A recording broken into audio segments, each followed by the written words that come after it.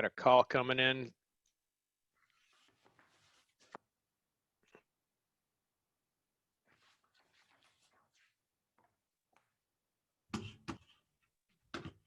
We are recording now, by the way.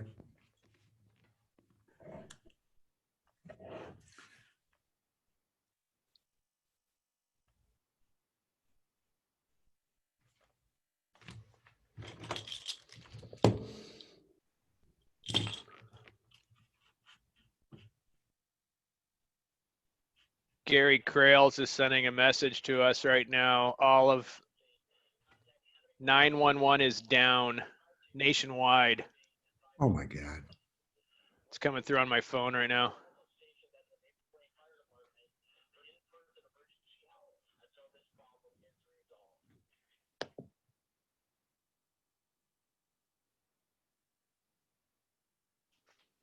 I have to listen to that again.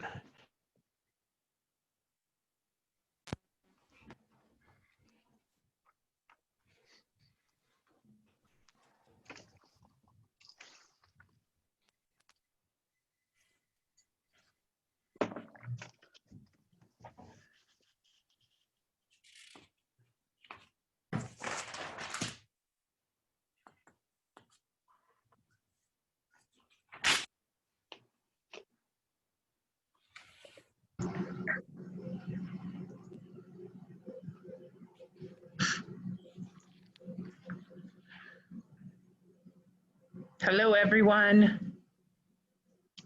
Hello. Madam Mayor, we are recording and we do have an attendee. Piper is with us as well for the open forum. Wonderful. We will get started shortly. I still have a couple minutes.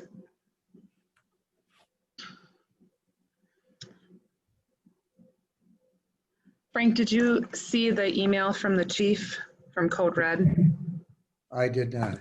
Councilmember DeLong indicated he was listening to a phone call saying that 911 is down. Yes. Nationwide. Nationwide. 911 services are down nationwide, so they're asking us to contact Hennepin County Dispatch to report an emergency, or West Hennepin Police are also stationed at the Maple Plain Fire Department to handle in-person emergencies. A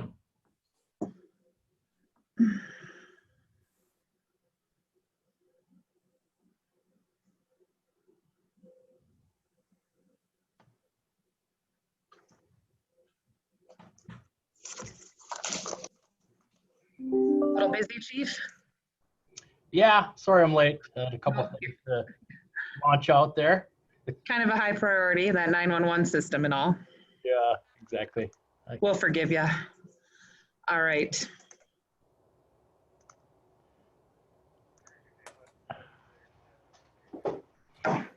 Good evening. It is 7:01 and it is Monday, September 28th, and I'm calling the Maple Plain City Council meeting to order. Please stand and join me in the Pledge of Allegiance. I pledge allegiance to the flag of the United States of America and to the republic for which it stands, one nation, under God, indivisible, with liberty and justice for all. Oh, geez. All right. I'm looking for a motion to adopt this evening's agenda. So moved. Moved by Cahill,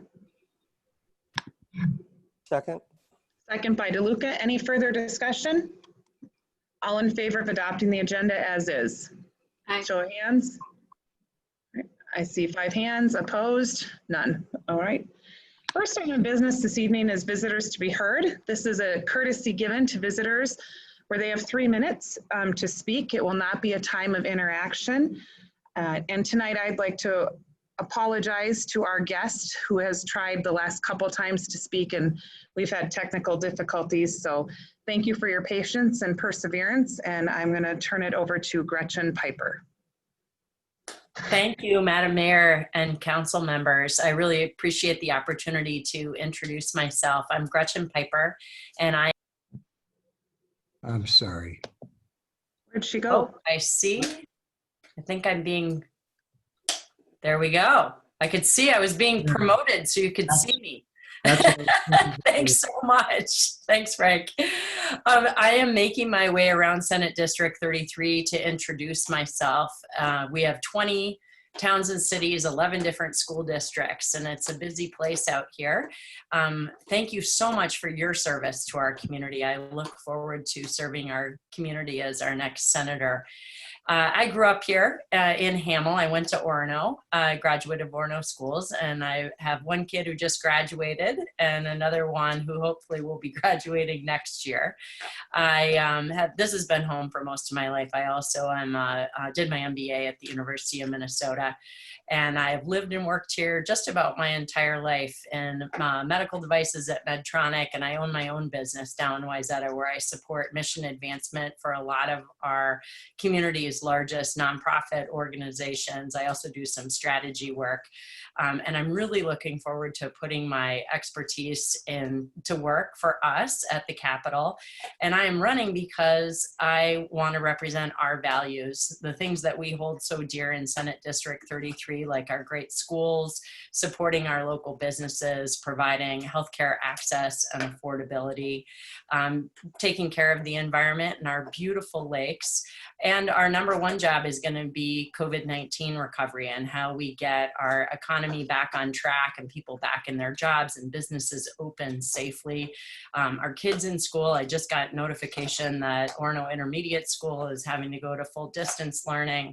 So I think we're going to be kind of getting, there's going to be a lot to get through before we're past this. And I really look forward to getting to work and making sure that we're able to pass a bonding bill to invest in infrastructure and get thousands of Minnesotans back to work, to balance the budget in a bipartisan way and to reach across the aisle, just as I've done in my entire career, and work with people with whom we may not think we have natural alliances, but with whom we share a lot of values, just as we do at a city council. We may not agree on everything, but we certainly get through it and pass the important work for the residents of our communities. And it's the same thing at the state level. We need to work together.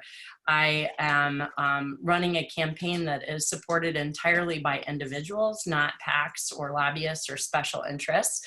I'm really proud of that because our community has rallied around this campaign and around me, and I think really is hungry to be represented so that each voter really has a voice at the Capitol. I host a couple listening sessions every week, so I know this isn't an opportunity for any sort of questions, but please come and visit me at GretchenPiper.com. A couple times a week I have opening listening sessions, one on education tomorrow night, and people can also just reach me directly, Gretchen at GretchenPiper.com. I welcome each and every conversation and plan to be the type of legislator that people can approach and bring their ideas, their issues, their concerns, either through town hall meetings or just being able to reach out to me directly. I thank you all for giving me a couple minutes of your time and for your service to our community. And I hope that a few people who are listening to this meeting or any of you would feel free to contact me directly. Again, GretchenPiper.com or Gretchen at GretchenPiper.com. What a pleasure to have a few moments with my friends and neighbors. So thank you for the opportunity. And thank you again for your patience and grace and being with us this evening. Oh, it's my pleasure. What fun. So thank you for doing the hard work of the city. Hopefully we won't get any 911 calls. Right? Yes. And if you do, go to the fire station or call. All right. Frank, are there any other visitors to be heard this evening? not that I show here, no. Okay, then we will continue on with our meeting. Next item of business is our consent agenda.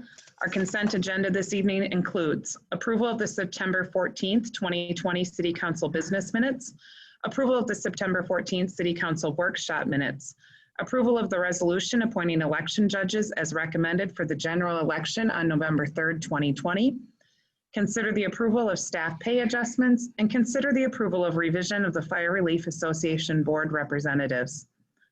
I am looking for a motion to approve our consent agenda. Mayor, Yes. I don't know if this needs to be pulled off or if it can just be approved with this one change, but on item A, there's a word in the minutes that I think it seems simple, but it has a different meaning. Do we need to Okay. pull it off for discussion, or you just want me to tell you what it is? And Technically, we need to pull it off because we're making a change to it.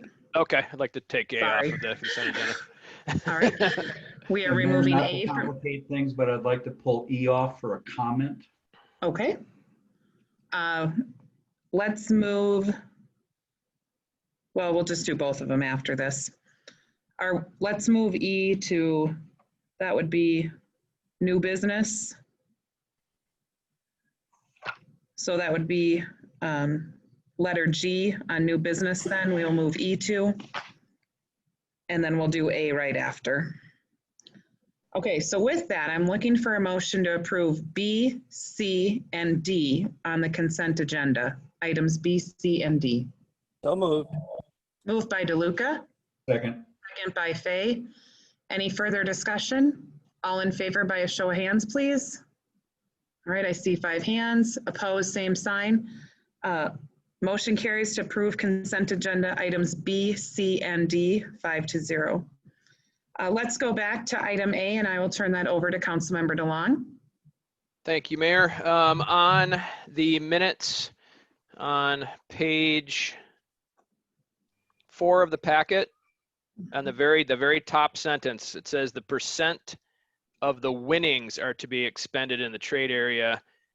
That should actually be the profits, since the winnings go to the winners of the actual pull tab. Oh, okay. All right, staff, do you have that change? I do, thank you.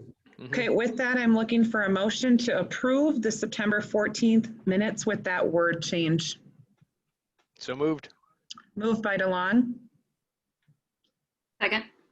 second by Cahill. Any further discussion? All in favor of approving with the changed word, show of hands, please. 5 hands, opposed, same sign. All right, those minutes are approved. All right, next item of business is August accounts payable. Are there any questions regarding those or comments or concerns? All right, seeing none, I am looking for a motion to approve the August accounts payable. Motion by DeLong. Second by DeLuca. All in favor of approving accounts payable as submitted, August? Show of hands. All right, I see 5 hands. Opposed, same sign. Accounts payable are approved, 5-0. Next item of business is our administrative reports, and it is great that we have all of our staff with us tonight, so those will be given verbally in addition to what was submitted in our packets. We will begin tonight with our city planner, Mark Altus, and I will turn it over to you. Great, thank you, Honorable Mayor, Council. For the month of August, planning had quite a bit of activity that was going on. We were trying to close out and finish up some of the things that were related to the Cassia new gateway development at County Road 29 and Highway 12. So we've been working with both MnDOT and Hennepin County relating to the traffic management changes that are required as a part of the new Gateway Boulevard that's being located, and then the overall development that has been going on. So quite a bit of work has been spent over the last 1.5 years on that particular piece of their project, but we finally gotten to a point where we've had acceptance of the proposed improvements. I've also, in August, had another meeting with a development group interested in the City Hall downtown project. I reported on that as well at the EDA. And I had then some follow-up on use of tax increment financing related to that project, and then just overall that downtown redevelopment piece. I had a meeting with the owners of the 1350 Butt Avenue project property regarding the site condition, as well as what they are potentially planning for the future use of that property. Also a meeting with the owners of the 5300 Highway 12 property, discussing what their future use of that property might be, and then what the required improvements are. We had correspondence with and got resolution and approval of the Minnehaha Creek watershed review of the city's local water, surface water management plan that was part of also the comprehensive plan. Had some correspondence with Transient Merchant at that 5300 Highway 12. And then also talked to the owners of the Gateway property who also own the southeast corner of County Road 29 and Main Street about a concept for the development of that corner, and just talk through requirements and things associated with that. And then I had some ongoing correspondence regarding just some general things such as zoning, certain site development requirements on a couple of properties, one in industrial, one on Oak Street, and also one on 1741 Bud. So generally had those different types of correspondence, and then had some general sign correspondence and discussion for a handful of commercial buildings throughout the city. So with that, be happy to answer any questions regarding the report. Any questions? Councilmember Fay. Mark, thank you for your report. Are you prepared to discuss briefly the status of the Meadows of Maple Plain? I could, is this in relation to the Playground equipment? playground equipment? Yeah, Yes. absolutely. I'll give you a brief update. So as you know, Council, the city had previously approved a development agreement and the associated improvements with Meadows of Maple Plain. As a part of that development agreement, there was a exhibit attached to that, which was a new playground structure and piece of equipment. There was, I think, quite a bit of discussion over the course of the last 6 months or 6 months ago regarding the implementation of that piece of equipment, and then overall the development of the playground that was required. We, as a city, had gone back to the developer on several occasions trying to get compliance with that development agreement. As you know, there has been no compliance. The developer came forward to the city, I think in May, and then they came back when the city administrator left and asked maybe like 3 and 4 times if there was any other piece of equipment or solution that the city would accept regarding that playground. And we communicated, I think, fairly clearly that there was not. And as of last week, I had given the developer until last week. That was based on a conversation I had the previous week to provide us with a proposal that meets the development agreement criteria. And I got that on Friday from the developer. So I haven't now gotten confirmation that that piece of equipment has been ordered, but I did get the spec from the playground equipment third-party company that would be the installer. I got a full proposal from them, and I forwarded that on to Frank. And as soon as Frank and I review and approve that, they will order that piece of equipment, and we would get confirmation of that being ordered. So that's the most progress I've made in 4 months on this, but I did get, it is the right piece of equipment. So I think we're very close to having resolution to that issue. And in correspondence I've had with the developer, he said he's going to put in that piece of equipment. So that's where we were as of, and I got that council member probably at 4:30 on Friday. So we just got it, but I fully believe it meets the, it is the piece of equipment that we had reviewed and approved earlier this year. And so I think that we shouldn't have an issue with what's being proposed as it relates to the primary piece of equipment. I still need to look at a little bit of the detailing with the rest of that layout in terms of the curbing, the material, surfacing material, things of that nature, but we're reviewing that right now. Thank you for your update and hard work on that, Mark. Is the plan still that it would be in before the frost this fall? I think there's an order lag time, but I still think they have time to get it in. So I would confirm that as soon as we approve it, that's the intent. I know the developer's intent is to not stall it. They would want to order it and then get it installed as soon as they could. So I can report back on the time as soon as I have that. What I really was looking for was confirmation that that piece of equipment's been ordered, and that site's ready to accept that equipment as soon as it comes in. So Thank you for your work with that and for your report. thank you. All right. Next item of business report is from West Hennepin Public Safety, and I will turn that over to Chief Grails. Thank you, Honorable Mayor and Council. Everything good? I think you're good now. Okay. Included in your packet before you is the August 2020 activity report for West Hennepin Public Safety. If you don't mind for a moment, I hope everybody got a code red alert, but around 6 o'clock, Hennepin County Dispatch was notified that all 911 systems in the nation are down. And I just got an email about 5 minutes ago saying it's about 30 minutes and they think they'll have the problem fixed.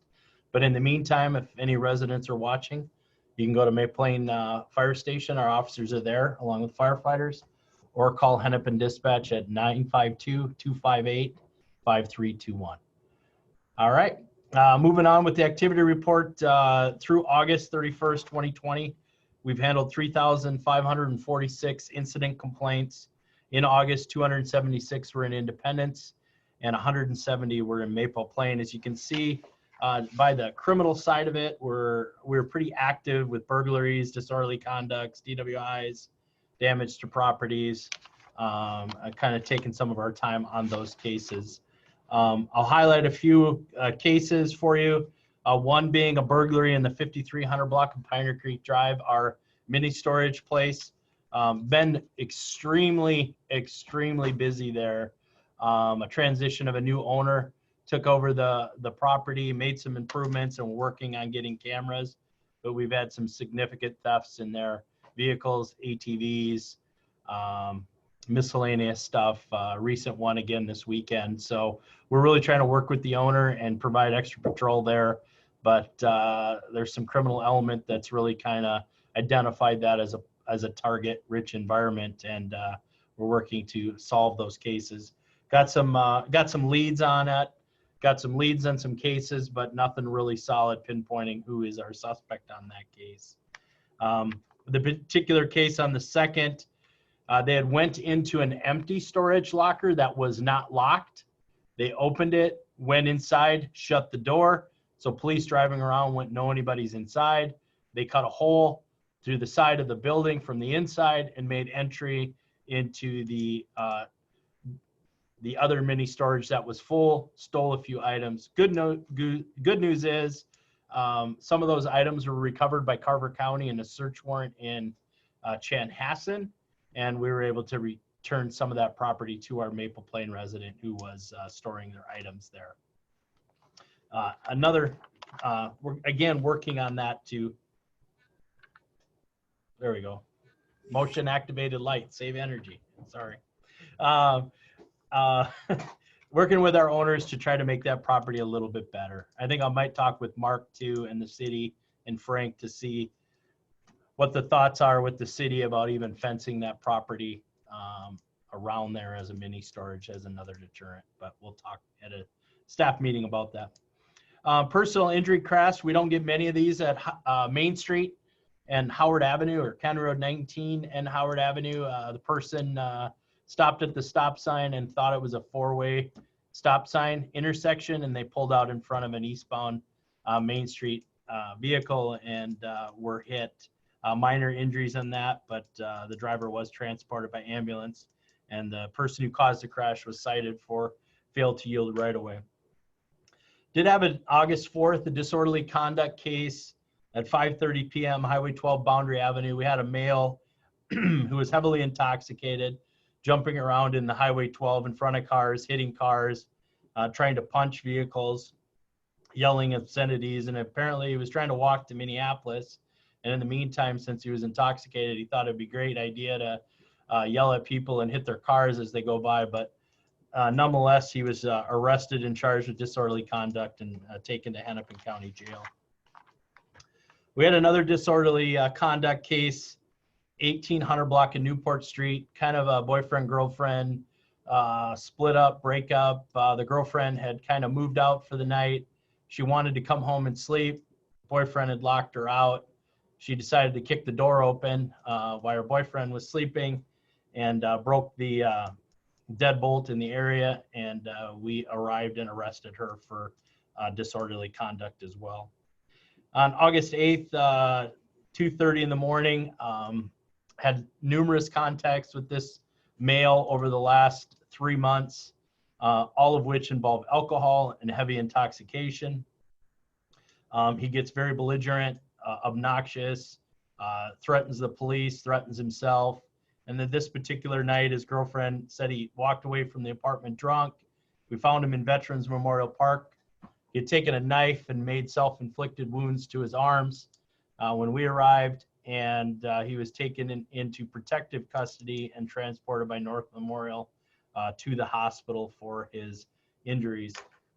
Obviously, he's drinking alcohol at home and locally, and we've reached out to all the businesses, and most of them have trespassed him from their property so he can no longer get intoxicated at their local businesses. I've actually reached out to the parents. I've known the parents well for many years. Actually taught this young man in DARE many, many years ago, and trying to get him into a treatment program to try to help him out. But considerable amount of calls over the last few months with him.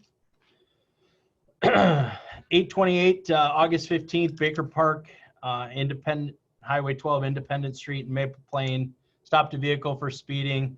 The driver was arrested for third-degree DWI. It tested a .11 and had 1.4 grams of marijuana in his vehicle as well. We also had a theft of a trailer and mower theft in August 17th in the 5200 block of Independence Street. In the report, it says Independence, but it's actually in Maple Plain. This was a business just south of the mini storages off of Highway 12, and they had an enclosed trailer stolen with 2 outdoor X-Mark riding lawnmowers in it, and everything was placed into NCIC and reported stolen, and investigation is continuing. But again, somebody's in that area of committing theft and stealing items. We did have some vandalism on August 20th. Some Bud and Oak Street. I think most of you have talked to me about this. There's been some graffiti in the community and on the building and on signs, and we are working with the property owner to get them. I don't know why it is every time I talk to you guys, you got a tickle in my throat. But trying to get that graffiti off of his personal property so it doesn't kind of bring down the area and make things look damaged. Talked to him twice about it, and he promised me it'd be done before tonight's meeting. I called him again and said, hey, we need that painted over on your building. And he goes, I'm sorry, I apologize, I'll have it done by the end of the week. He said it was 25 out of 50 on the item list. He said he's going to move it up to 5, so we'll see, I guess. 5300 block of Pioneer Creek Drive. This is again a mini storage break-in. A Kodiak ATV was stolen and other equipment, and also entered into NCIC. And then lastly, a disturbance in the 5100 block Highway 12 in Maple Plain. I bring this one up just because a business owner is trying to do the right thing and not allow entry of a customer to come in and use their business because they weren't properly wearing a mask and wouldn't wear a mask. So the owner was nice enough to bring this bicycle rider and his friend ice water from inside the building because they wouldn't put on a mask or didn't have a mask. And when the owner comes outside to give him their ice water, he finds one of the bicycle riders urinating on his building at 11:40 a.m. And so they had an exchange of words. The guy takes off. We never did find him, and we couldn't get his name because nobody would give it to us. So just goes to show you, sometimes you always try to do the right thing, and people want to be self-centered and do what's best for them. And in this particular case, I give the kudos to the owner for trying to practice social distancing and following the governor's mandate However, it kind of backfired on him and led to somebody urinating on his property, which is not nice. But having said that, that's my activity report. I'd be happy to answer any questions that you may have. Any questions for our Director of Public Safety? Councilmember DeLuca. Gary, I noticed the overall accounts that you keep track of, or the activities, is significantly down overall from last year to the tune of about 25%. And yeah, there's a little bit of criminal activity that's higher, but traffic is significantly lower. Parts 3, 4, some of those are significantly lower. What do you account for the 25% drop in activity? Well, some of it has to do with COVID and traffic wise is there was less traffic for a while, but we've kind of seen a trend over the last 2 or 3 years that has been a downward trend, which I think is good. It means that we're out doing our jobs and people are being a little bit more compliant. So if you kind of look at the overall, we have seen a reduction year after year. I think some of it has to do with COVID. Now August, we're kind of getting back to normal. It seems like traffic is fairly normal. Kids are going back to school. So I anticipate it might pick up, but I would say people are, even though they're home more together, I think they've been more compliant with laws, rules, regulations, finding other things to do besides drinking and alcohol and drugs. I know you've heard me say this before, but very rarely do the police get called unless drugs or alcohol are involved in some way. And the activity report kind of can show that at times. So I think people are being a little bit more compliant, understanding, and just more tolerable, which helps bring down the calls. And I think our traffic's down a little bit, or quite a bit, over the time, because our officers were, I think, hesitant to get involved with making face-to-face traffic stops, and we were kind of projecting the most serious crimes. I think over the last 3 months, we've resorted back to normal traffic stops. That's kind of my assessment on it. But we do have some thieving going on that's caused us to be a little bit busy. We need to figure out who these people are and work and figure that out. But Any other questions? All right. Thank you for that update, and thank you to you and your staff for all you do to keep us safe. thank you. Next, we'll hear from our city engineer, David, with Bolton and Mink. Good evening. Good evening, everyone.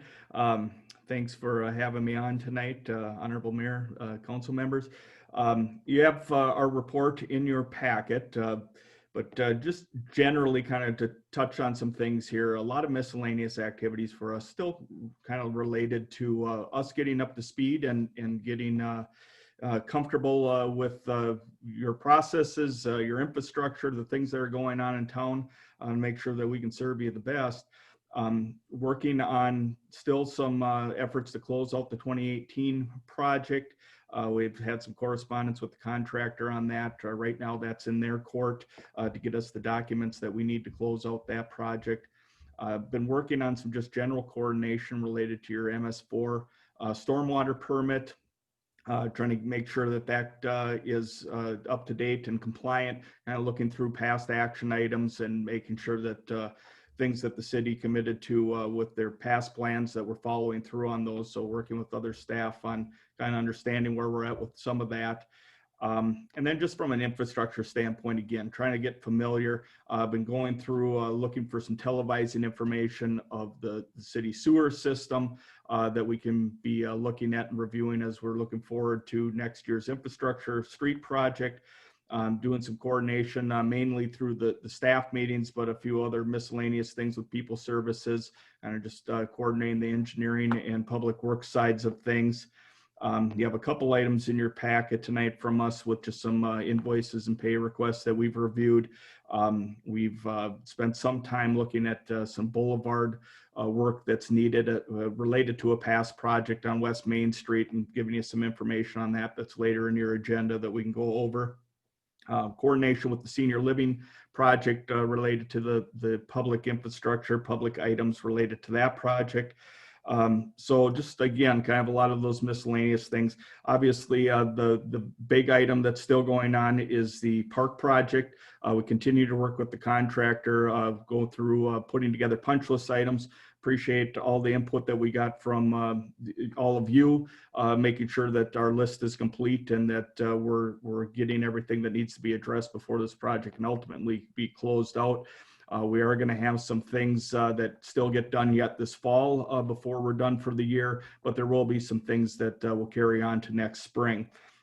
We did have a meeting this past week with John Timpey to take a look at some of the turf items and concerns that he's related to being able to take care of the park once it is turned over to him. There's some debris, there's some unevenness of the grading that needs to be addressed. So we're working through those items. Had a lot of correspondence here in the last week related to the plaques that still need to get put on and what the correct order and placement of those are. We got that all worked out, so the plaque should be getting placed soon. A little finishing work on the band shell. So that is also going to get taken care of here yet this fall. So just a real quick rundown of, again, kind of just a handful of, the park project being the main thing, but a lot of little miscellaneous things that we're working on and still getting up to speed on. I see a hand. Councilmember Fay, did you have a question? I do. I have two questions. In your narrative, Dave, hi, welcome, by the way. I don't know, about the fourth, fifth bullet point, we have been coordinating with People Service regarding paving contractors for work at Rainbow Park. What paving are we doing at Rainbow Park? And somebody else can help me out with this. My understanding, there's some trail work or maybe a parking lot that we're looking to expand. And so we were just working with providing them some contacts to talk to contractors about some of that work that might be going on in Rainbow Park. And somebody else might have better details on that, but again, some contact information related to that. Was that the trail that we discussed in the workshop? The entrance? Oh, yes. Okay. And then, and I apologize if you're not prepared to ask this, but when do you expect substantial completion done with Veterans Memorial Park improvements? Well, I expect that here yet this fall within the next couple of weeks. The main thing that's going to happen there, that a couple of things that are going to carry over. There's some concrete related things that we're intending to leave till spring. Go through, do a walkthrough, look at all the concrete again. So if there's any issues that come up over the winter, that we can address those all at the same time. And then there's some turf things that we've walked through with the contractor, again, walked through with John, that we're expecting that get taken care of this fall. But we also expect that in the spring, we're going to have to take a look at all the turf establishment and potentially do some cleanup on that. So we expect substantial completion yet this fall. With that said, with the understanding that there's going to be some items that we know that we're not going to be comfortable with signing off on or taking ownership of at this point. We've had conversations with the contractor about the retainage that we're going to hold over the winter and intend to have, we've had the verbal communication and acknowledgement that that's going to be happening. Before it's final, we'll have written confirmation that everybody understands that that's going to be necessary to ensure that we have security going over the winter into the spring, that everything is where we believe it needs to be before we final it, if that makes sense. Yeah, absolutely. That's what I was looking for. Okay. Any other questions for David, our engineer? All right. Thank you for that report and the hard work and getting all the pieces wrapped up. We appreciate it. All right, next we'll hear from Greg Sting with People Service. Good evening, Honorable Mayor and Council. Greg Stang, your Region Manager of People Service. And in your council packets, there should have been a monthly report written. I don't know, Honorable Mayor, do you want me to kind of go over item by item or just I'll have a chance to read it, so you can just highlight. Yeah, I mean, there was some hydrant repairs done, couple main breaks, different maintenance at the water plant, chemical feed pumps going out, VFD at the well went out and that had to get replaced. The VFD, for those of you who don't know, is a variable frequency drive, and what it does is it's kind of like on your ceiling fans that you can turn up and down when you got the dial on your wall. It's going to speed up and slow down the wells accordingly.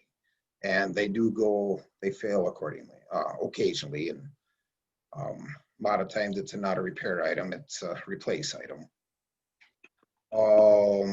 Got to purchase new hydrant meter, ordered new meters for the senior building, and the rest of it's a lot of the weekly tasks, that are done every week as far as the water testing, chemicals, all that kind of stuff. Other items that didn't make the list that have happened in the last, because he did this on 9/11 already, was Brianwood. The wood chips are all replaced at Brianwood. They're finally in at both the playgrounds there. The compost site is, all the wood chips are gone. They came in, they got everything done, and the wood chipper is gone. The guy who did all that, there's still some dirt piles there, and plus the dirt piles, everything, all the old water main break waste and everything is still at the shop area also. And I haven't heard from that contractor, I can't think of their name right now, who got approved to do that, but have not heard on a time frame on that yet. There's a hydrant replaced on Industrial Drive. It was an older one that was broke, couldn't operate it. And a lot of times you can repair them, but this was supposedly an older one, and a bigger driving force probably to get it got moved back because it was getting hit by a plow a lot, so it got moved back also. So then if you're going to be moving them, you might as well replace them because you're digging. So it was broke, so now it's moved back, so it should not be a plow target anymore either. Hockey fence, that's all going to get taken care of in about 3 weeks probably. We're going to get that replaced, the fence on both of the backs of at the hockey rink at Rainbow. And Cody's got the flags ordered for the Veterans Park. All the flags that are going to be going for that. And yeah, that's about all for there. And now I'm opened up for any questions. Councilmember. Hi, Greg. Quick question is, I know we talked about it in a workshop, is the earth, the compost, the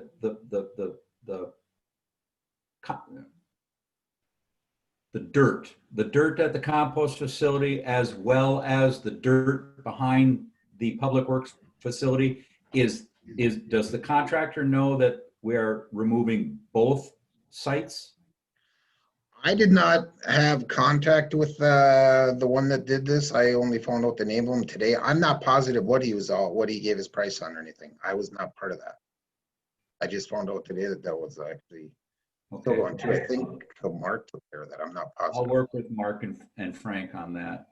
And I don't know if this is a Frank thing or a people service thing, but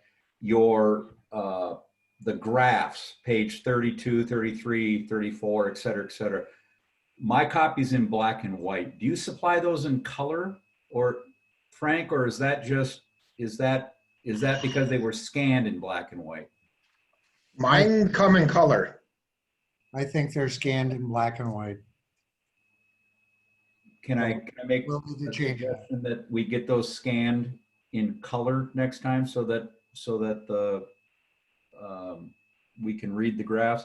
And I know I mentioned this nearly a year ago, I think February, March, but all of 2019 into early of 2020, the maintenance logs, the maintenance documents that you supplied as part of your packet,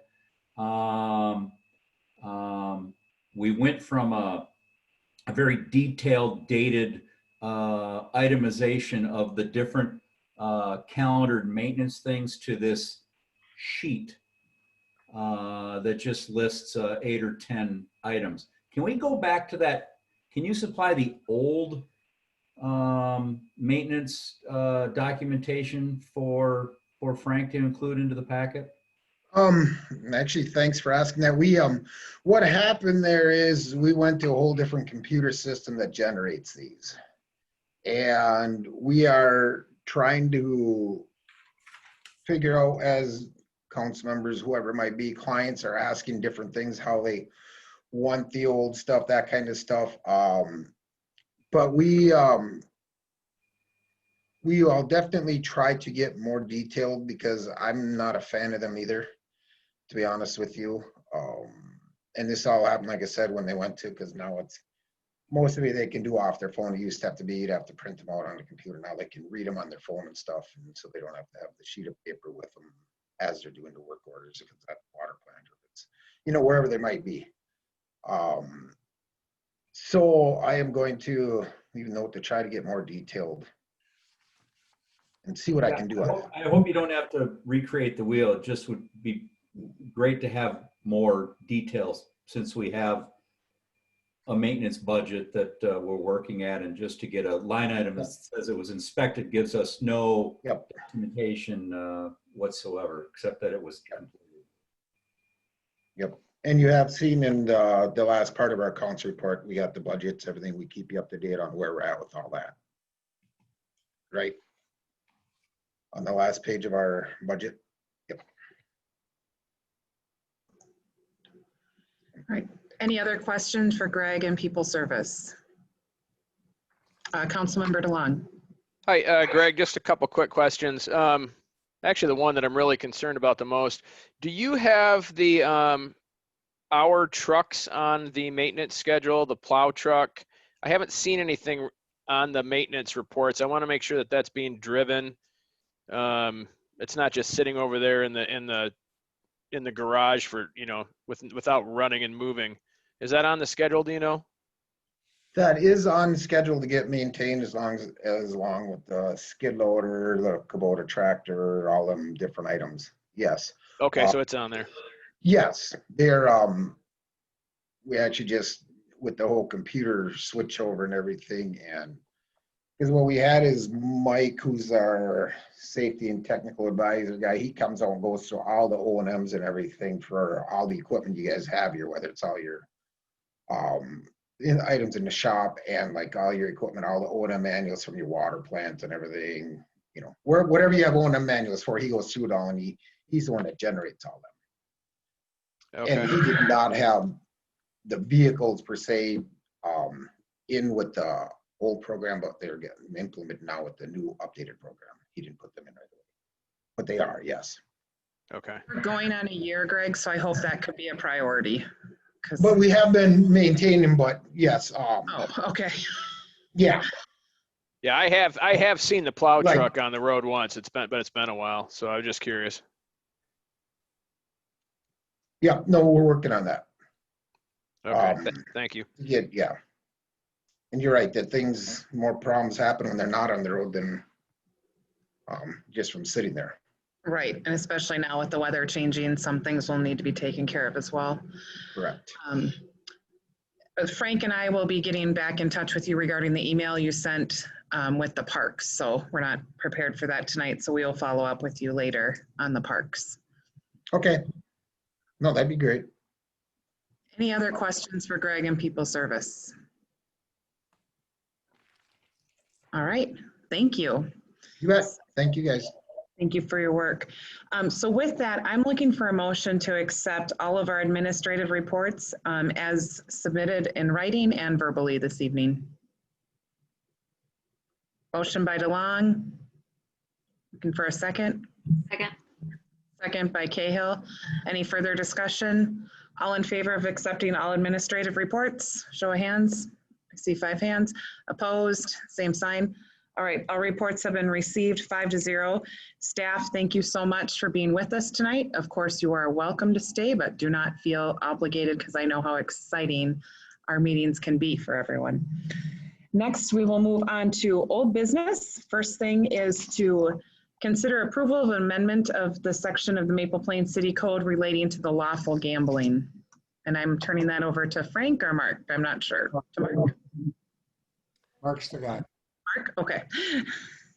Yes, thank you, Honorable Mayor and council members. This item is coming back in front of you for consideration following some direction that was provided at a recent workshop relating to a potential amendment to the city's ordinance, which would put into place lawful gambling ordinance regulations, which the city does not currently have.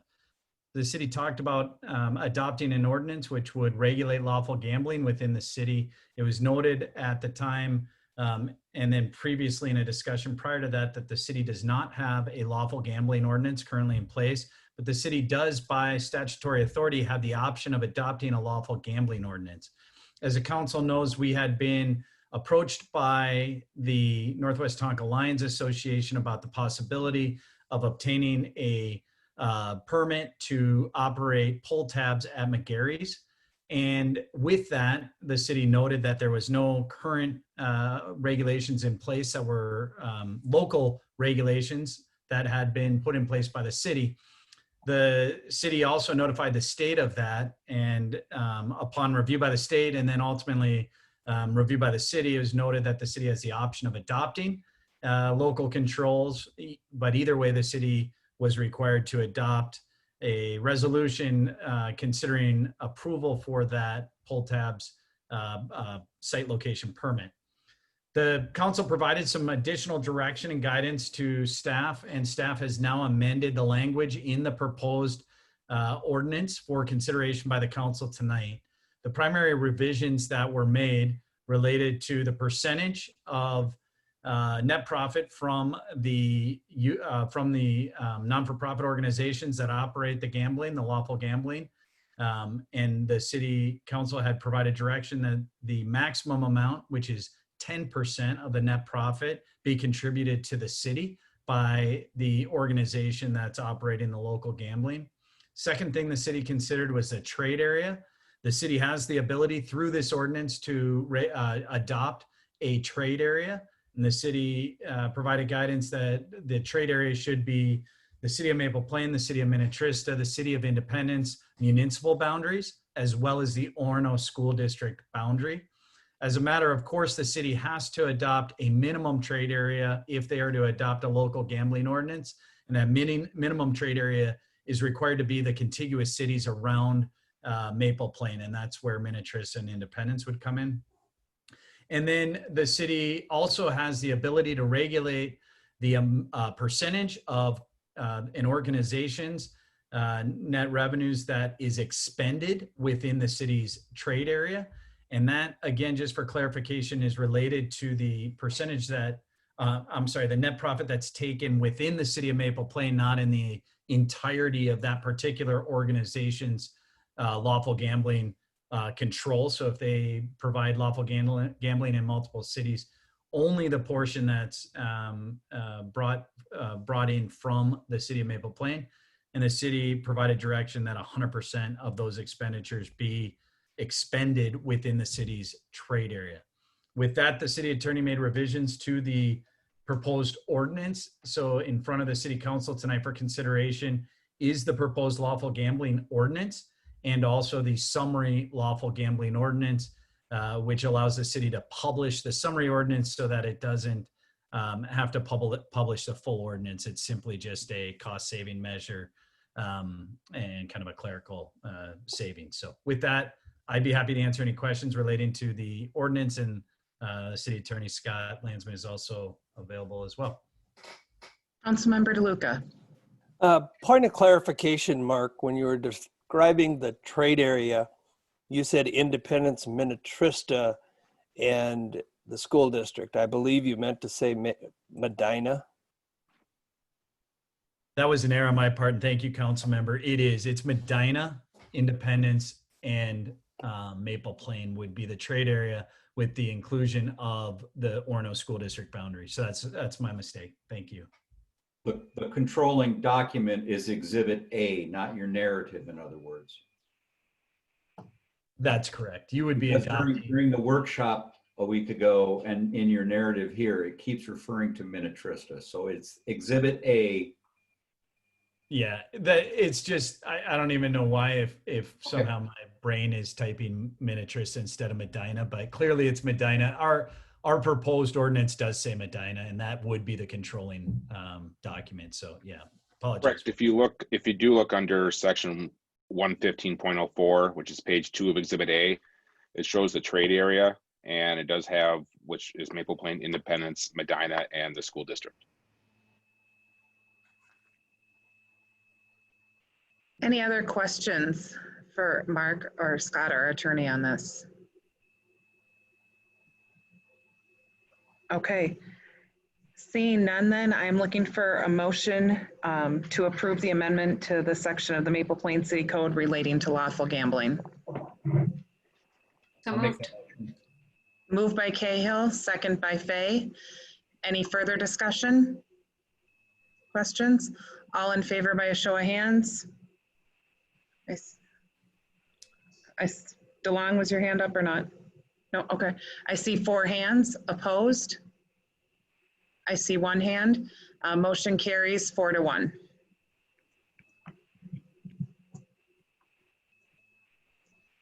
Thank you for your work on that, Mark and Scott. Next, we will consider approval of the revised personnel handbook.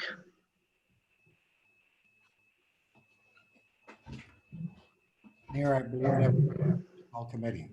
Sorry, is there a chance for further discussion on that at all? Or just so I can be on the record and why I decided not to vote for that? Yes, you can stay while you decided not to vote for that. Just for the record, I still think it's ridiculous that we have decided that the 100% needs to stay within that area. I know we had a lot of discussion on that, but you know, we actually reached out and asked for input from the organizations that are running the poll tabs, and one of them stated that they'd be okay with the service district as long as it was at about 30%. And I just think that we are shooting ourselves in the foot and creating a bad sense of community when we haven't even known that we had this opportunity to have this extra income in our area. And we have decided not only to take the 10%, but also tell them that 100% of it needs to stay within our area. And I'm just against that. And I just wanted to make sure that was on record. Okay. Thank you for sharing that, Councilmember DeLong. That will be noted. Next, we will move back on to considering approval of the revised personnel handbook. And I'm not sure if that's staff or if that's personnel committee. Well, I can start off with one change that was missed in what was presented in the packet. So for the line that says special meetings are defined as followed, it should read as special council meetings that are eligible for a per diem are defined as followed, to make it clear that those are eligible for payment. Because I know there was some confusion over we don't get paid for some council meetings. So just clarify that that first bullet list is eligible for per diem. Thank you, Councilmember Cahill. Staff, do you have that change? And I agree with that change, Mayor. That was supposed to have been made. It just, staff missed it at the final draft. Could you I had repeat one more time, please? It's in your email, Frank. Okay, thank you. Did you also, Mayor, members of the council, did you also pick up page 18 where the paychecks for council members once a month? I thought that it, instead of saying the final day of the month, you folks agreed that it should be a week later or something of that nature. Yes, we agreed not to define that and to give the staff flexibility. That was one of my notes on page 18 in the handbook. Yeah. That we can't expect to turn in our time card the same day and be paid the same day. Okay, so it says that they receive monthly paychecks, period, not when they're paid. Mm-hmm. Yep. Thank Just you. trusting that staff will do them when it's convenient. Thank you. Right. Any other changes before we consider approval? I have several. Okay, Councilmember DeLong. So under employment classifications, you had taken out a few things that we had noted, but under firefighter, so this is just classifying the what kind of like defining what the employee classifications are. And we still left in there all available paid, and this is on page 51 of the packet. All available paid on-call employee firefighters should immediately respond. And then the next section, all paid on-call employee firefighters will attend a minimum of 40 hours. Those two are already listed, numbers 1 and 3 on page 107 of the packet. So if you move to 107, under personnel rules, number 1 is already listed there, and number 3. And then number 2 is also number 6. Similar. So I think what happened was in June, when we had the special meeting where it was brought before us that we made changes, I think they got thrown in underneath that section for the classifications, and that's why we have the double up now down on the bottom. So then you guys took out the stuff on the top, but there's duplicates down on the bottom as well, and the ones that I noted. And then it still doesn't state what was brought to us in June. So one of the paragraphs does, but hold on, I actually can read it to you.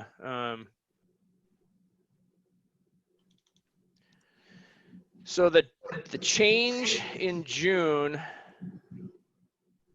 I believe it's the second point, isn't it?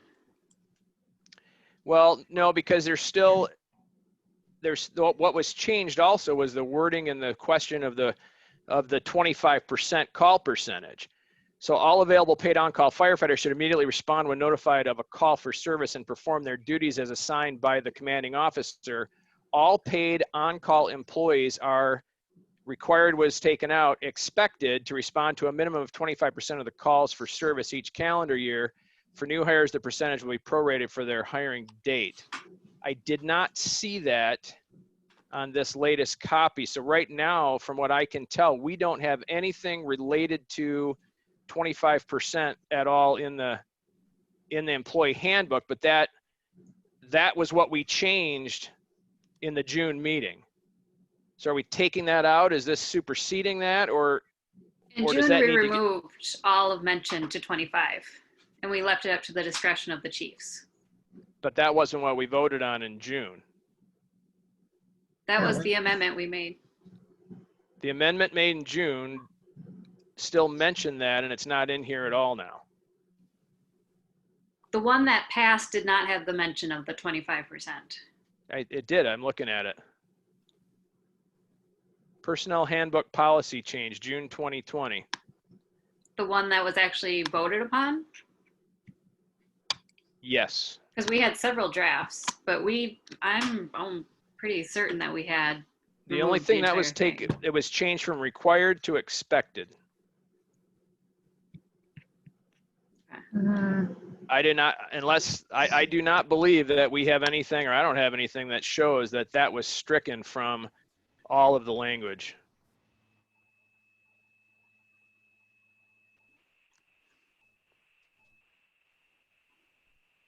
I mean, I'm fine with having the expectation in there and still leaving it up to the chiefs.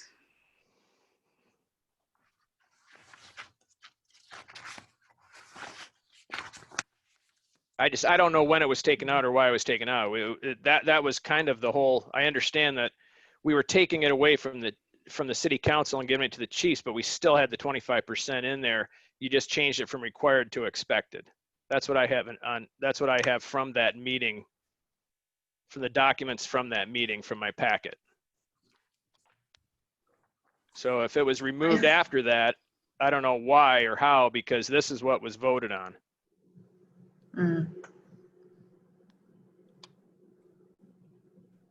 Each January, the 3 fire chiefs will determine which firefighters are in good standing and the amount of service credit they are to receive for the previous year. The fire chief will then supply the Relief Association president with a list of firefighters in good standing and their earned service credit, and after approval by the Fire Relief Board. That information will be provided to the state of Minnesota as required, et cetera, et cetera. That's what we approved in January. Yeah, we didn't approve any numbers in January. We took out the 25 and gave all the decision-making to the chiefs, was my understanding. Correct. Madam Mayor, Yes. if I may, I just pulled up the council agenda from that meeting where it was adopted. And if the way it's written is that that main paragraph with the change that put it into the hands of the fire chiefs is there. But if you go two paragraphs up from there, that's the language where they took out, where the language required was taken out, and there's says expected to respond to a minimum of 25% of the calls. So it has the expectation in there, but then it's up to the chiefs to make that determination of and decide, you know, if they are in good standing or not. Thank you for that clarification. That was the only reason I voted against it, was that change. That's why I'm bringing this up, because that I was not in favor of us changing that, and now it's completely gone. So, you know, we've completely removed the 25%, but that wasn't what we voted on in June. I don't know. Can I share my screen or? I think, I'm wondering, Frank, if we got the wrong handbook copy in our packet, because the changes weren't noted from our last meeting. They're written separately, but they're not in the handbook. And now this is another one. And I'm not comfortable approving the revised personnel handbook until we have it all in one. So can we pull this? Can we table this till next month, please? Give us time to get everything back in order. Mayor, I move we table this item until next month. I would I'll second that. I'll second. All right. All in favor of tabling this item, the personnel handbook, till next month? Show of hands, 5 opposed. All right, we will revisit this next month and we'll have everything in the handbook at that time. I would also just suggest that staff maybe watch the video from that meeting. So sometimes we've made verbal amendments with the impression that they were being made. And I don't know if that's the case here, but I would just double check the video. Good suggestion, thank you. Good catch, John. All right. Thank you everyone for your flexibility with that. We will revisit that next month. Let's move on to new business. We're going to consider item A, consider approval of preliminary tax levy for the year 2021, and I will turn that over to staff. Thank you, Mr. Mayor, members of the council. As you know, there is a protracted budget adoption calendar has been established by the state for many years now. And the intent of that protracted approval process is to allow the public to be aware of the taxes which are being approved by their respective community. We are passing one of the first markers in that extended process, and it is a requirement by September 30th of this year to provide a preliminary levy for the coming year, 2021 in this case. And there are forms we have to fill out and send to the county. What happens with that information is it is amalgamated with the taxes, the proposed taxes from Hennepin County and watersheds, et cetera. Anyone basically who is dependent on property taxes for their operations. Right around Thanksgiving time, you and I receive a notice which shows that if every one of those taxing entities were to tax at that level, this is the impact on your particular property for each entity and cumulatively.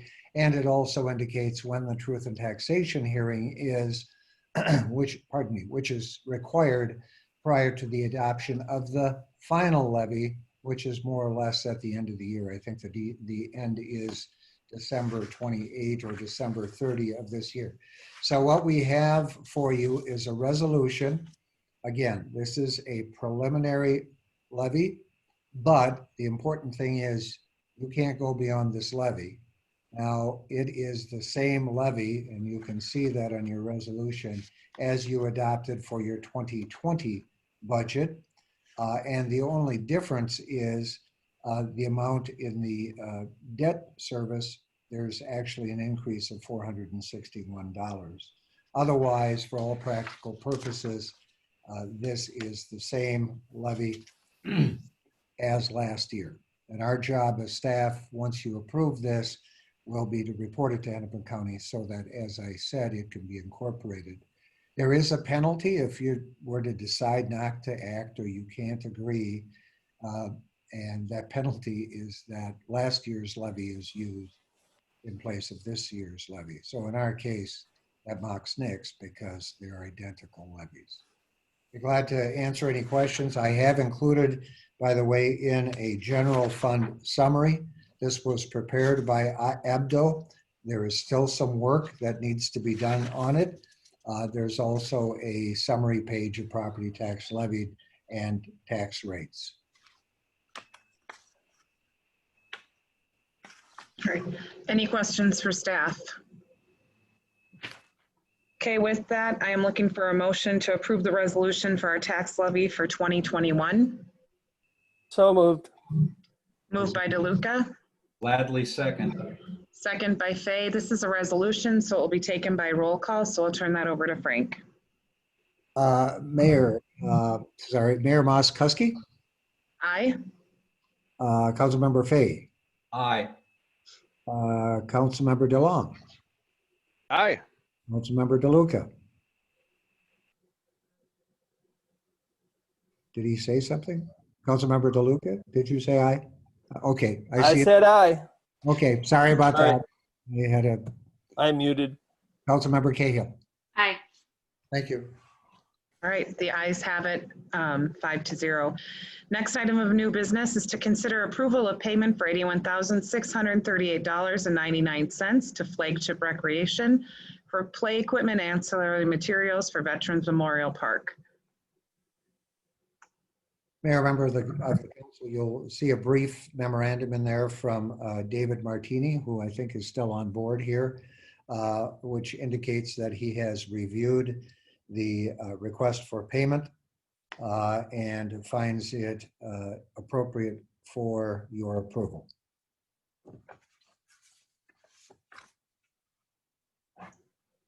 Looking for a motion? So To moved. approve. Moved by Cahill. Second by DeLong. Any further discussion or questions for staff?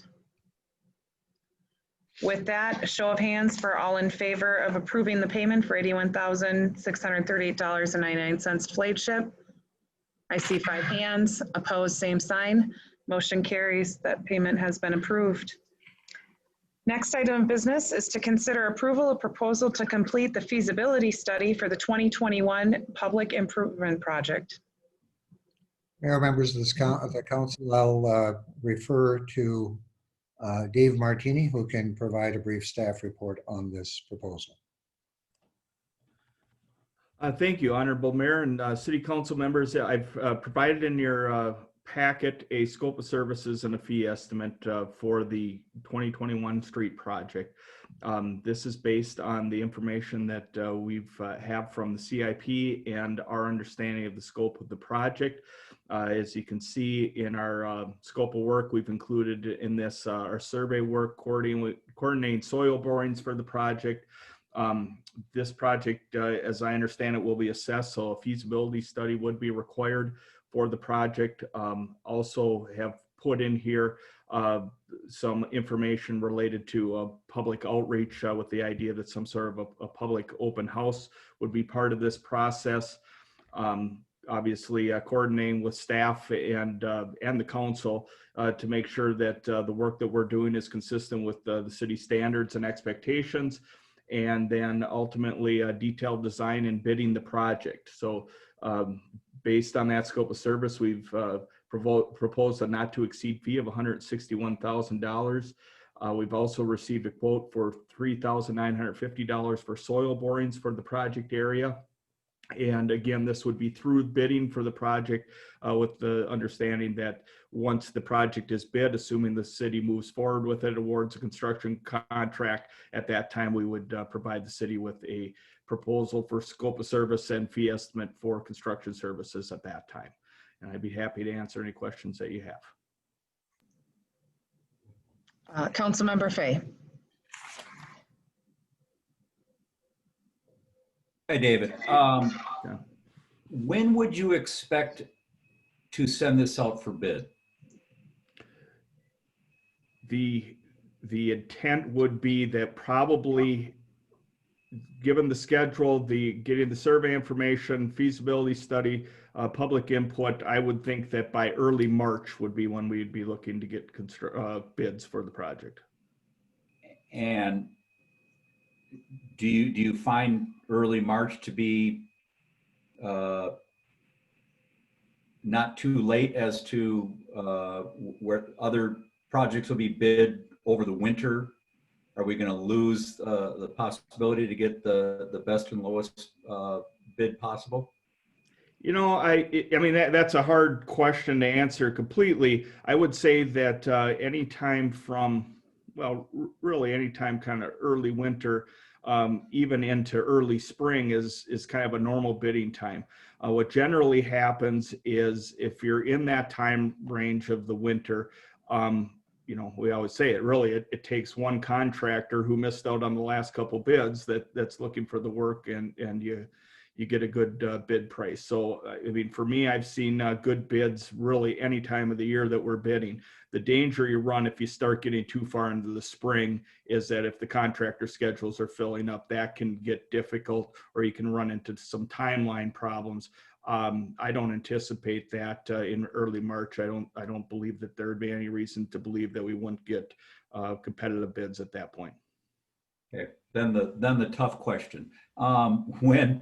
When you put together the analysis for the Veterans Memorial Park project, you broke things down, came to a fee estimate of not to exceed, offhand, I think it was like $34,000, $38,000. Here you've got 161. Was there any intent to break this down into a little more bite-sized pieces for the council? Because when I look at it, and if I just use an aggregate dollar amount of $161 an hour, obviously low hundreds for your surveyors and 150 for your engineers and 180 for your senior engineers like yourself, that's 1,000 staff hours. Mm-hmm.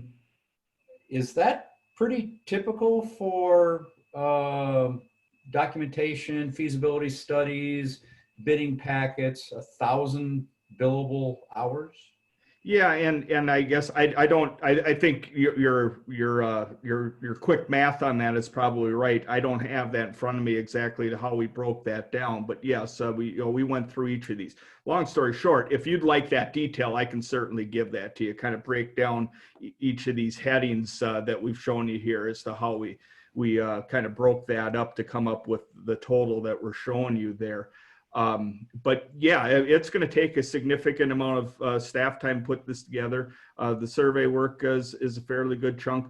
We have the infrastructure that we're going to have to review, televising reports to review to figure out what from a, what's under the ground standpoint needs to be replaced or repaired. It's a significant effort. And you can correct me if I'm wrong too, but I believe the estimate in the CIP that it's like a $1.5 million job, something like that. Does that sound correct? So again, it's a significant effort to put that together. That's 10% of pre-engineering, and then of course we haven't even gotten into the document that is the actual construction itself, which could be another 10 or 15 or 20% potentially, and all of a sudden we're looking at $400,000 worth of billable potential of $400,000. Mm-hmm. I would like to see that, and the only reason is because when you submit an invoice to be paid, you're going to tell us that there was 27 hours of this at $138 and 51 hours of this at $161 and so on and so forth. So be kind of nice to know how you break down the topography, the feasibility study, design, the bid package, et cetera, if it's not too much trouble. No, it's not. I mean, again, we went through that exercise to come up with this number, so I can provide you that level of detail. sorry for not giving that to you to begin with, but you are correct. I mean, in this kind of a project, engineering's gonna, 20-25% of the project costs are gonna be related to engineering services when it's all said and done. The construction gets a little tougher just because there gets to be some things that are out of your control once you get into construction, depending on the contractor, kind of residents and interactions, things like that. But yeah, it ends up being a significant effort from an engineering standpoint. Councilmember DeLuca. 2 points, Dave. Thank you for the work putting this together. We've been waiting for this. I'm disappointed that we are a little behind given the transition. I understand the last couple major projects we've gone out, we've tried to be doing these in January so that we would be the first one out. Thanks for your honesty that we're not going to be there with this one just because of the timing. So at least we all know that. Did you take into account, though, the fact that we were going to pave the parking lots as part of this project? I did not. Because that is our intent. Okay. While you have all the street reconstruction, that's why we didn't pave it this year. We wanted it to come with the project next year. And is that just paving the gravel that's there, or is that drainage and curb and gutter, or what exactly is the scope of that? Going to be what it takes to get parking lots paved. So whatever that takes. Yep. No, So I can certainly add that. What's that going to do to the 161? Well, if it's just paving the parking lots, and I'd need to take a look at them, but if it's just getting a hard surface out there and we can cover the drainage really from a surface, kind of a sheeting standpoint, that's not going to be much of an effort at all. I don't know that I would necessarily even revise my estimate if we're just paving it. If we have to do survey work and go out and figure out drainage, if it's going to actually be reconstructing those, digging them down, putting in curb and gutter, figuring out storm sewer, that's going to be a more significant effort. Putting in the quantities to pave those parking lots and throwing in a drawing of where they are and what we're doing, all the elements are already included from a specification standpoint. So that to me is not a big deal. And Mark, you're still on. I think the parking lots had some center aisles. They had some other pieces that were supposedly just sort of put on the shelf until we got to this point with the project. So I think it's more than just throwing some asphalt over the top of it. Yeah, right. Dave, I could get you what at least was contemplated previously with the overall design, so you can take a look at it. But Yep. a lot of it is surface water drainage, but there may be some stormwater involved. Okay. So I think we're going to Thank have to table this as well because we're not ready to approve something that we don't have the full scope and cost on. Is that going to cause a problem with timing, Dave? No, I think I understand that we're committed to doing this. So we're already kind of, from a scheduling standpoint, we're planning on this work coming this fall, or that's where it's fitting in our schedule. What I'll do then is I'm going to add the detail that Councilmember Fay discussed and get together with Mark to understand what we're talking about from a parking lot scope of work standpoint, and I'll get that revised so that you can consider that at your next meeting. Thank you. Do we need to make a motion to table that officially? Frank? You might wish to. I make a motion, we table this Motion to discussion. table by DeLong, Second. second by Cahill. All in favor of tabling till next month, show of hands. 5 hands, opposed, same sign. All right, this item has been tabled until next month, our next meeting. All right, Thank you. thank you very much for your work on that, everyone. Next item of business is consider approval of the initiation of the business assistance program utilizing the CARES Act funding. And I think I'm going to turn that one over to Mark. Yep. Okay. Yes, thank you, Honorable Mayor, Council. This item is also coming back in front of you after some discussion at the city's last Economic Development Authority meeting. The city had presented some information to the EDA relating to potential use of some of the funds that were made available during or through the Coronavirus Relief Fund or CARES Act funding. As you would recall this, or as you recall, the city of Maple Plain was granted $140,000 or approximately $140,000 through that CARES Act funding. Based on eligible uses for that funding, the city has identified that it has the ability to potentially offer a grant type program to its local businesses for the purpose of reimbursing certain expenses that are eligible reimbursement expenses relating to a business's need to try to make accommodations that would allow the business to address or deal with the COVID-19 virus. That could be things such as just PPE supplies for taking care of just employees and or cleaning supplies, things like that. Or it could also be in the form of something that is like a technology related item or something in that, that realm. So the city went through and looked at this particular grant with the EDA, and the city had identified some additional information relating to the grant program that was asked of staff at that time. And so we clarified a couple of items with that, one of which is the idea of payroll expenses being a reimbursable. We did look into that a little bit further. We recommend that payroll not be included in the grant program, given that there was previously authorized funds that were provided specifically for payroll. And then also given that we're looking at trying to keep this as kind of a different type of funding to be able to cover expenses that weren't eligible under any other type of kind of local or even countywide program initially. So trying to find or identify business expenses that were related to things like technology or PPE supplies. I also identified that the city has approximately 86 eligible businesses in Maple Plain. That was just a real rough run of the city's utility billing to just identify commercial accounts versus residential accounts. There may be some residential accounts that have eligible businesses associated with those. So there may be additional businesses on top of those. And there may be businesses just by the criteria that are outlined in the grant that are not eligible as a result of how that's put together. But 86 was just to give an idea of the number of commercial entities that we have within the city.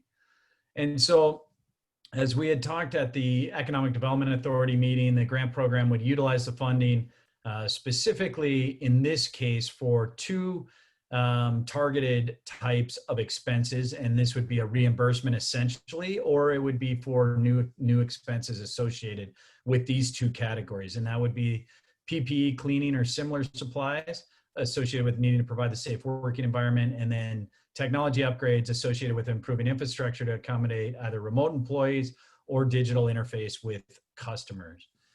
The maximum amount for each eligible business would be $1,000.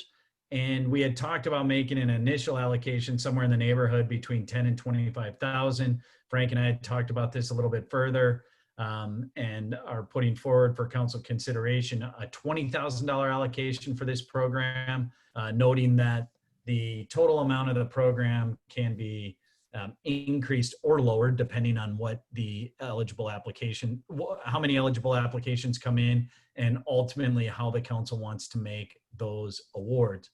The other thing that we talked about at the meeting was if there were more applications that were for eligible businesses with expenses, how would we essentially rank those businesses and or sort through those? We had noted that we would make an attempt to have a lottery type of system that would be put into place that would allow us to then reasonably allocate those funds through kind of a non-biased system of sorts, one of the things that we talked about was there any other qualifying criteria? And we, at least for conversation for the purpose of the meeting tonight, put forward that grants would be awarded to the 20 smallest businesses as ranked by the gross receipts or sales as reported on the 2019 business tax return, which would include Schedule C filers. This would then offer that grant to essentially the smallest grossing businesses up to the 20th grossing business in that order.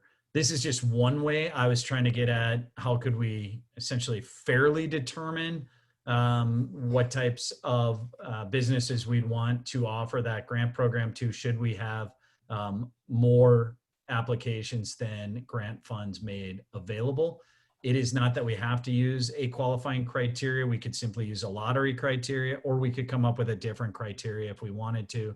That would then start to in some way qualify the recipients of that grant. Again, this is only if we exceed the number of application, or if the number of applications exceed the amount of the funding made available by the city.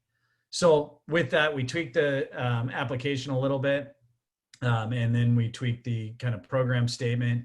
And at this point, we'd be looking for additional direction from City Council relating to this particular program and whether or not to approve of this program, and then the criteria and details within the program description. So with that, I'd be happy to answer any questions relating to the information presented.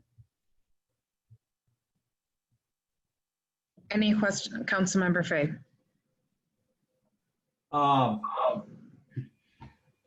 Mark, I find myself between a rock and a hard place here, and I hope I'm wrong in following your narrative and listening to you, but there's give or take $140,000 available to the city. And if we're going to cap the amount for the businesses at 20,000, that leaves, that's 15% of the monies, which means I'm assuming then the remaining 85% is going to get split between the PD and the FD. We talked about taking care of the city and public safety first. So does that mean 85% of the 140 is going to be split between the city, the fire department, and the police department, and approximately $20,000 left for 86 eligible businesses? I'm not comfortable with this formula. Mayor, members of the council, we have to date expended $20,000 only of those funds. Fire department is included. However, they have a number of purchases that they are looking at. There is no police money whatsoever included in that $20,000, obviously. If the council wanted to increase the amount, it really is totally arbitrary at 20,000. If the council wants to place it at 40, you can certainly do so. Well, and that's not a decision that, like Mark said, we can make that decision later once we decide what we can put out to the police and the fire department and the city. I have the same thought as you, John. I would like to see more, and based on the article that was in the Pioneer, and based on what Mark even said here with, payroll. What was the other line in there, Mark? That it couldn't be. We couldn't use it for items that were already budgeted for, and that concerns me with using it for police payroll, which was something that we had discussed. So we still need to discuss that further.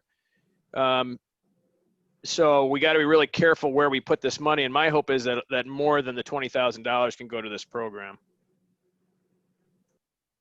Yeah, I would agree. Council, go ahead, Mark. yeah, it's totally up to the council on the allocation. I think what we're looking at is we're still trying to calculate some of those other needs for fire and police, but you can make an initial allocation, put it out there, and then based on the number of applications that are either coming back in or come back in at the end of the program, you could certainly increase the allocation to award more grant funds than that. So it's really at the council's discretion as to what you make available. And I think as long as there's an understanding that we have to calculate the city, the fire, and the police. And certainly what's left when there could go to this program. Is that how I understand it, Mark? Yes. Well, this is the reason I'm between a rock and a hard place is because you're looking for direction, because this needs to start in October. Right now. This solicitation program.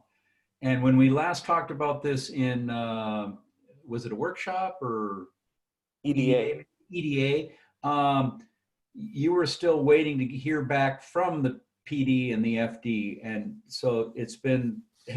Do we know where they sit right now? Because everything's kind of in limbo because we don't know where they sit. They could end up gobbling 99% of this, which would leave nothing for the businesses. And $1,000 is, I don't think is a fair amount of money. I also don't think that asking for tax return information to determine eligibility is the proper way to go either. If I were a business owner, I'd tell you to pound sand. Every business grant so far has asked for tax money. So if you got any CARES funding, you have to supply every single page of your return. Well, and who gets that documentation? We don't. Hopefully we don't get to see it. Yeah, I mean, again, I was trying to come up with a criteria that's been utilized by, other agencies, but Councilmember Cahill is right. Any grant that I've seen for small businesses requires full tax money or tax return information. We don't require documentation on this until such time as we would have to verify if we use it as a qualifying criteria.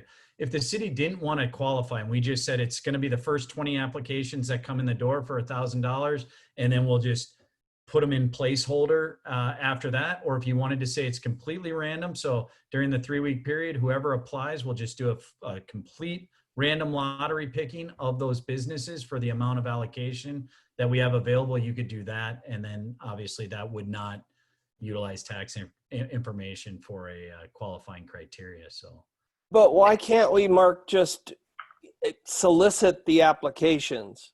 To your point, see what we get for numbers. And then hopefully by that time you've got police, fire, and the city figured out, and we know what we have left. That should be easy. We just have to start the applications now, or we can write off the entire program.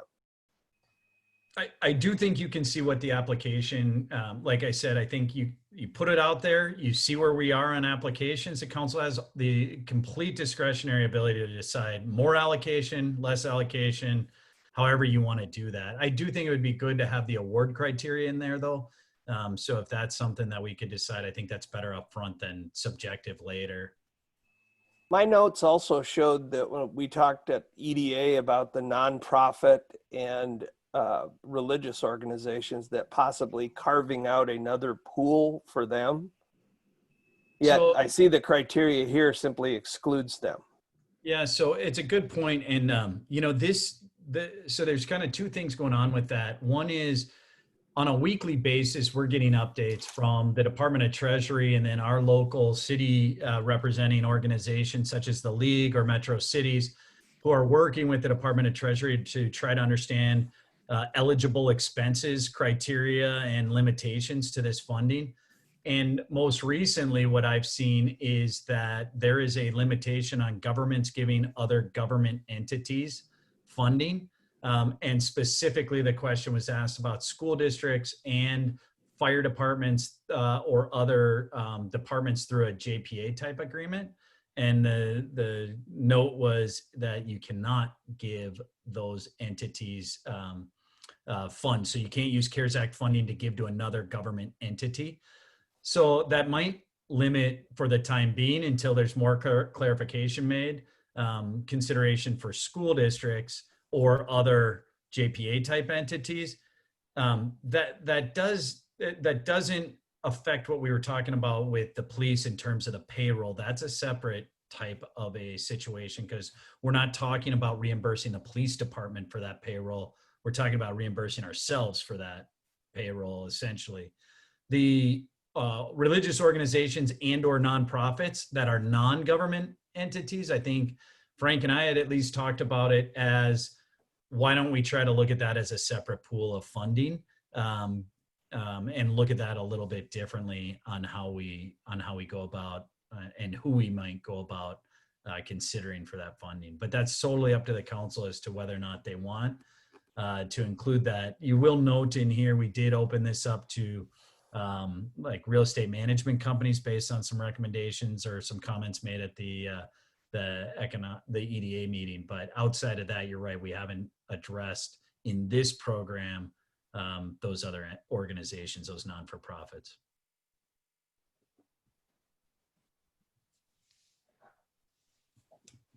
In terms, you asked about feedback on the qualifying criteria. I do like the idea of doing it by smallest, because I think that's where it'll have the biggest impact.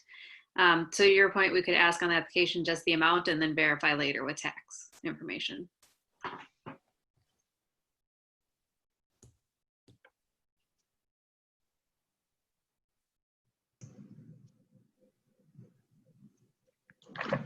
Any other feedback or questions?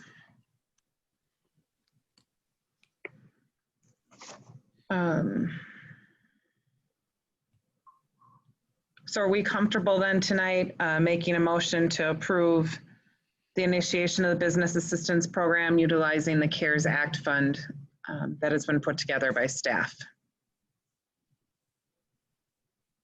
All right, if so, I'm looking for a motion. I move to move forward with the CARES Act Business Grant Program. Okay, motion by Councilmember Cahill, Second. second by Councilmember DeLuca. Any further discussion or questions? Just want to make sure that we are understanding that there isn't necessarily a $20,000 tag on this. That amount will need to be determined after the grant service or the applications are received. Yes, thank you for stating that clarification.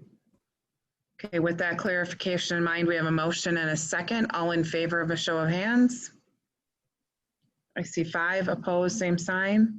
And all right, the motion carries 5-0. All right, thank you for your work with that. And we look forward to getting that information out to our businesses. Next item of business is to consider approval of a 2-year agreement with Larson Landscape for snow and ice control services from October 15th, 2020 through May 15th of 2022. Mayor, members of the council, you have before you a 2-year contract with Larson Landscaping to perform snow and ice control services. Incorporated within that contract are 2 things. One, the cost of each piece of equipment that they use and the purpose for which it's used, and ultimately the cost of the salt. Also included in there is your policy. Your policy to some extent limits the application of certain things, most notably salt to certain times, as well as performing plowing operations at certain thresholds and beyond. My understanding is you did use Larson Landscaping last year. There were some issues. The impression I have is you've been able to work those, or you were able to work those issues out. We had a few damages here that we asked them to straighten out, which they've done at this point. And so the contract, which has been reviewed by the city attorney and executed by Larson Landscaping for snow and ice control purposes for the next 2 years, is recommended for your approval. I do have a couple questions or comments, and these are more from last year. Just want to clarify that Larson will be plowing the path in Rainbow Park, and that will go down lower because last year it was so icy and it was dangerous. And then the path from the west, and then that we will be using the warming house as well. I know last year those were some points of confusion. And then there's the new road. Yep, that was my next one. Is Larson taking care of Gateway Boulevard all the way through, or are we still going to have to contract with another business to do the strip mall? Well, we have the leverage right now. So if you wanted to approve it, on those assumptions. I would prefer that we stay all with one company and that Larson would do Gateway Boulevard and the strip mall as well. Mayor, clarification, does that mean the entire strip mall parking lot or just the roadway? No, not the parking lot, just the road in front of it. Gotcha. Thank you. Other thoughts or discussion, council? Just one comment. Exhibit B, which is the policy that we crafted a couple of years ago, take it with a grain of salt, because we were utilizing our public works department back then. And so a lot of the language in here is saying that public works is going to do X, Y, and Z, when in fact, Larson Landscape will be doing X, Y.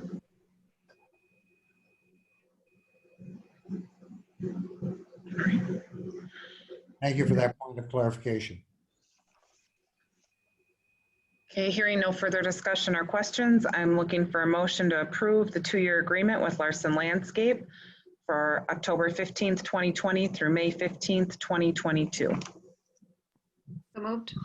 Moved by Cahill, I'll second. second by DeLong. Any further discussion or questions? Hearing none, all in favor of approving the contract for 2 years, show of hands. Hands opposed, same sign. Motion carries 5-0 for the contract has been approved for Larson Landscape. Next item of business is letter F. Consider approval of letter of engagement with Baker Tilly to provide executive recruitment selection services for a new city administrator at a cost not to exceed $18,400. And I'm going to turn that over to Frank. Thank you, Ms. Mayor and City Council members. As you know, we conducted interviews. Gee whiz, it's back on August 31st, I think, that we did that with respect to this particular work.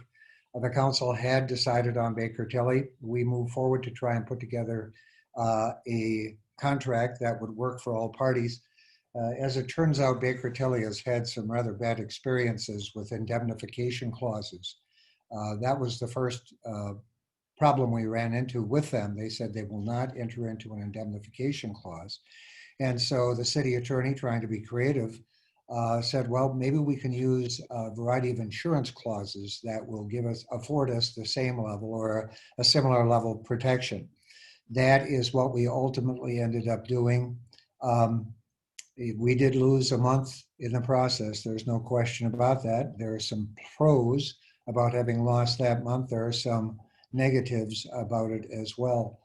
It will mean that we're going out soliciting candidates about after the elections. Well, when do most city administrators and managers move? Generally after elections, because the council changes in one fashion or another, and that staff member may already see the handwriting on the wall. So there is some benefit there.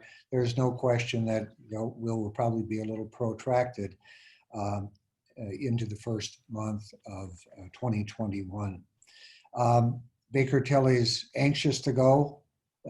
You already received through me a memorandum from them wanting to set up appointments with each of you to ask a series of questions so they can better know from your perspective what it is you're looking for in a city administrator. And gee, there was, it looked like there were about 20 questions in that package. And then they were also trying to set up dates and times with you. So I'm hopeful you're able to do that. I know that there are some changes needed. So the net is we have worked through the letter of engagement. It is recommended for your approval.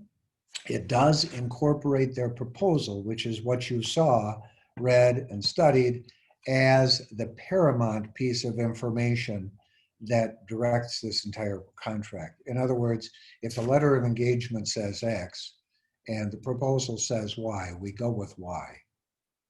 And that's exactly how we wanted it, because really the letter of engagement, you guys, unless you've read it completely now, you really didn't have that opportunity before.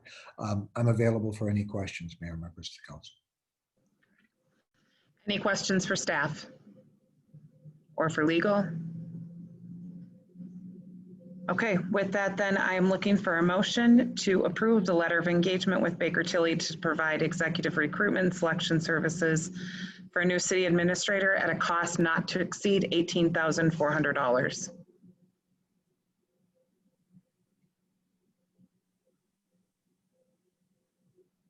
Moved by DeLong, looking for a second. I'll second that. Second by DeLuca. Any further discussion or questions? All in favor, show of hands. I see 5 hands. Opposed? All right, the motion carries and we have accepted the letter of engagement with Baker Tilly.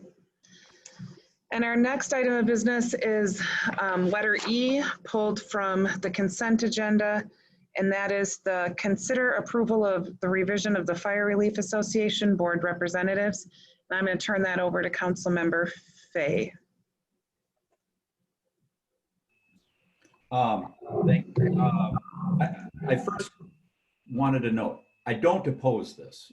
Coming out of the chute, I do not oppose it. I just, in an effort to be publicly transparent, I want the public to know how this originated, and the very last sentence in this where it says how this modification should be communicated to the Board of Trustees if it's approved. Well, I do believe it's going to be approved, and I do want to let you know how the initial discussion is going to be communicated. We all know why this got put together, and Frank and I have every intention of explaining it to both the fire chief as well as the president of the Relief Association, Ray. And the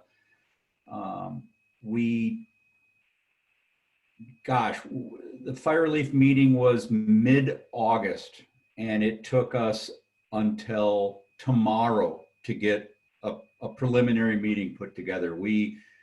Frank and I threw out numerous dates, and between the president and the chief, we just couldn't get something that worked for the 4 of us. So it's too bad that we have to bring a potentially passed revision to the Relief Association to them post or pre-meeting instead of post-meeting. But I just want to let you know that Frank and I are prepared to have this discussion with them. We hope that Ray can then communicate to the balance of the board members and the chief if he feels necessary to relay that information back to the fire department members. But that's, in a nutshell, that's what's happening. Thank you for that point of clarification and communication. With that, then I'm looking for a motion to approve the revision of the Fire Relief Association Board Representatives as was submitted in our packet. And I'll make it. Is that Fay or DeLuca? I couldn't tell. Oh, either or. Okay. Moved by Fay, second by DeLuca. Any further discussion or questions? All in favor of approving the revision of the Fire Relief Association? By a show of hands. 5, opposed, same sign. All right, the motion carries. The revisions have been accepted. Next item of business is council reports and other business, and we will start with Councilmember DeLong. Nothing really to report. When was our police commission meeting? Was that this month or last? We did have one, yeah. Okay, so I was at a police commission meeting. I was with you. All right, Councilmember Cahill. Personnel continued to review the handbook. Other than that, I have nothing else to report. Councilmember DeLuca.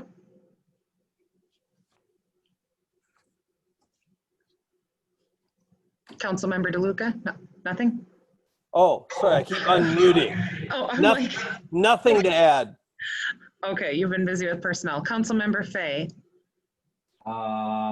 Yes, 2 weeks ago attended a monthly meeting of the Pioneer Sarah Creek Watershed Management Commission, where Mike, you'll appreciate this. We approved a $40,000 cart barrier, Ardmore to Lake Independence. So not without discussion. so you'll appreciate that. I've attended Rotary over the course of the past month, and I just want to let you know how excited, how heartwarming it was. We poured some concrete, the Orono Rotary Club, as well as 4 other supporting Rotary clubs, Plymouth, Monticello, Buffalo, and Minnesota Veterans, for this grant program. I had 11 members confirm that they would be there Saturday at 9 o'clock. We got 15 to show. It ran like clockwork. It was just exciting to watch everyone kind of come together, and we excavated and poured concrete and finished concrete, and it was just a wonderful day. And by Wednesday, I promise you that all the additional dirt will be out of there. Some additional black dirt will be brought in, and it'll be seeded, and it'll look better than the rest of the grass will look better than the rest of the grass. All right. That's a pretty bold statement, Councilmember Fay. All right. Let's see, we got everyone. This month, I was able to attend the Northwest Hennepin League of Municipalities. Our big discussion was really on the CARES Act. Was able to attend the West Hennepin Chamber of Commerce and Regional Council Mayors and the Criminal Justice Coordinating Committee. Very interesting times on the Criminal Justice Coordinating Committee. Just reminds me again how grateful and thankful I am that we have our police department and that the city supports them. So thank you to them for all their work. Also, we've all been busy. We've had EDA meetings, special meetings, workshops, and lots of other things going on. So thankful for this team and your commitment to this city. With that, looking for any other business? Seeing and hearing none, I am looking for a motion to adjourn. I move to adjourn. Move to adjourn by DeLuca. You guys are being silly. I'll second. Second by Cahill. All right. You muted yourself. You muted yourself. How did I do that? All right. Thank you so much. The meeting's adjourned at 8:54. Thanks for hanging in there, everyone. Have a good Good night. night. Thank you.